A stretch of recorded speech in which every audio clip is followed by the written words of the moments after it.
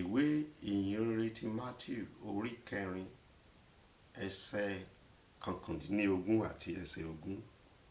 Ó sì wí fún wọn pé ẹ máa tọ̀ mí lẹ́yìn, èmi ó sì sọ yín di apẹja ènìyàn. Wọ́n sì fi àwọn sílẹ̀ lójúkan náà, wọ́n sì ń tọ̀ lẹ́yìn.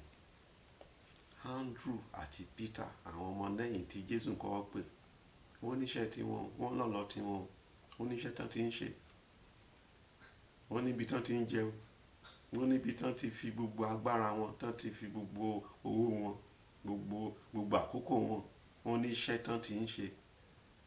Jésù ó wá síbẹ̀, ó sì sọ pé ẹ fi gbogbo tẹ́ ẹ fi ń ṣe sílẹ̀, ẹ tọ̀ mí lẹ́yìn. Wọ́n bá Jésù jiyàn, wọ́n ṣagídí, wọ́n sọ pé àwọn fẹ́ rò, wọ́n sọ pé àwọn fẹ́ lọ bá ìyàwó àbí bàbá àbí ọmọ kan ṣe àpérò lórí ẹ̀. Ìwé mímọ́ sọ pé lójú kan náà, lọ́gán lójú kan náà wọ́n fi gbogbo ohun tán ṣe sílẹ̀, wọ́n sì tọ̀ Jésù nìyí.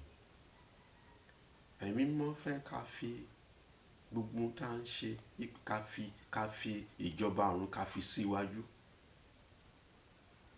Ní gbogbo ọ̀nà ẹ kó bá ti jí, gbogbo ohun tó bá ń ṣe fi ìjọba ọ̀run, fi Ọlọ́run léwájú. Ní gbogbo ayé ẹ sì máa tọ̀ lẹ́yìn. Agbára àti tọ̀ Jésù lẹ́yìn ní ọ̀nà òdodo, ní ọ̀nà òtítọ́, pẹ̀lú agbára, pẹ̀lú owó, pẹ̀lú ọ̀nà, pẹ̀lú gbogbo ìgbà ẹ, pẹ̀lú gbogbo àsìkò ẹ. Kí ọ̀run kó gbé agbára náà wọ̀ ẹ́. Má fi ọ̀rọ̀ náà ṣe ìkejì o. Jẹ́ kó jẹ́ ìkíní ayé ẹ̀. Mo gbàdúrà pé ẹ̀mí ọ̀run ó máa ràn ẹ́ lọ́wọ́ ní orúkọ Jésù Kristi Olúwa wa.